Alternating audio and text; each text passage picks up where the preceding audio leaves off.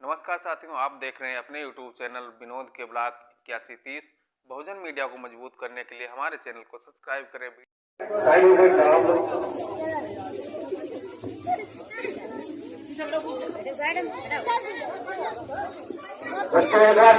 भारत माता की, भारत माता की, भारत माता की, संविधान निर्माता की।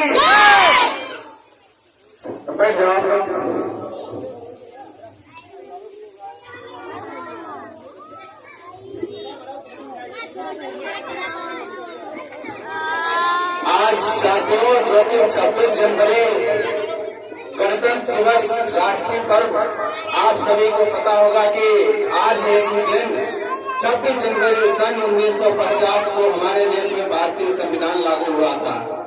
साथियों, संविधान जो कि संविधान सभी धर्मों, सभी जान माल मजहब, सभी समाज, जो भारत में देश में रहने वाले नागरिकों को मान सम्मान की जिंदगी के अधिकार देता है।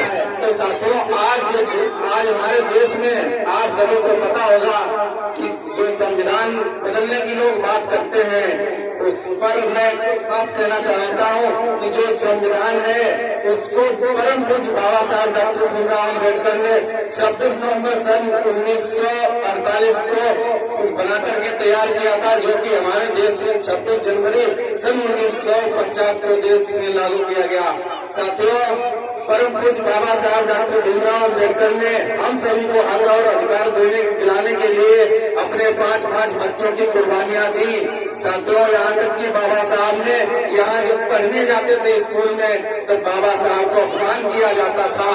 और जो कि स्कूल से बाहर बैठने के लिए जगह थी बाबा साहब के लिए, और अगर बाबा साहब पहले आते थे या फिर स्कूल में छुट्टी होने के लास्ट में घर जाते थे, ऐसे नियम बाबा साहब के खिलाफ देश में जो विधान चला करता था, बाबा साहब के ऊपर अत्याचार किए जाते थे, जो कि परम पूज्य बाबा साहब डॉक्टर भीमराव अम्बेडकर सारे बाबा साहब के सामने संकट आए, लेकिन बाबा साहब घबराए नहीं और सभी से लड़ते हुए परम पूज्य बाबा साहब लंदन में पढ़ते और उसमें साथ माता रमाबाई का भी योगदान था। साथियों, आज माता रमाबाई जब बाबा साहब लंदन में पढ़ते थे, माता रमाबाई कंडे उठले बेच करके बात करके और बाबा साहब के पढ़ने के लिए विदेश में पैसा माता रमाबाई भेजती थी। और साथियों, कभी बाबा साहब से उन्होंने झगड़ा नहीं किया। एक समय की बात मैं आप सभी को बताना चाहता हूँ। बाबा साहब के जीवन की घटना है सन 1932 के बाद गोलमेज सम्मेलन होने के बाद की घटना है। साथियों, जब बाबा साहब विदेश से पढ़ करके हमारे देश में वापस आए, तो बाबा साहब के हमारे परम पूज्य बाबा साहब को जगह जगह पर सम्मानित किया जाता था। हर जगह बाबा साहब के लिए मंच लगाए जाते थे, लेकिन माता रमाबाई घर में फटी साड़ी पहनती थी। एक बार माता रमाबाई ने सोचा और साहब से कहा कि साहब, हम भी चलेंगे मीटिंग में और देखेंगे कि कैसे आपका सम्मान होता है। साथियों, बाबा साहब ने कुछ नहीं कहा, साहब मीटिंग तैयार होकर भी चले गए। रमाबाई ने सोचा कि हम भी जाएंगे। घर में जो पगड़ी रखी हुई थी, बाबा साहब इसलिए नहीं लेकर के गए रमाबाई को, क्योंकि उनके पास फटे कपड़े थे, क्योंकि बाबा साहब सूट रूट में रहते थे। तो बाबा साहब चले गए। उसके बाद में माता रमाबाई वही पगड़ी में 5-6 मीटर का कपड़ा निकाल करके माता रमाबाई पहन करके मीटिंग में जाती हैं। मीटिंग से कुछ दूरी पर माता रमाबाई आड़ में देखती हैं कि गाड़ी में झुक करके कि मेरे साहब का कैसे सम्मान किया जाता है। खुश होती हैं और कहती हैं कि मैं उस व्यक्ति की पत्नी हूँ जिसका सम्मान आज पूरे देश में विश्व में किया जाता है। बड़ी खुश होती। बाबा साहब ने माता रमाबाई को देख लिया कि झाड़ी में छिप करके मुझे देख रही है। मीटिंग खत्म हुई, से बाबा साहब घर आए।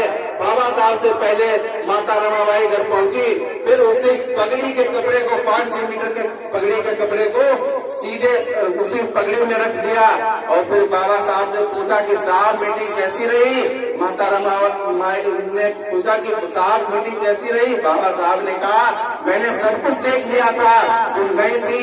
तो बाबा साहब ने माता रमाबाई से कहा, हे रामू, मैं इतना नसीब हूँ जो मैं खुद छोड़ फटी साड़ी पहनती हो।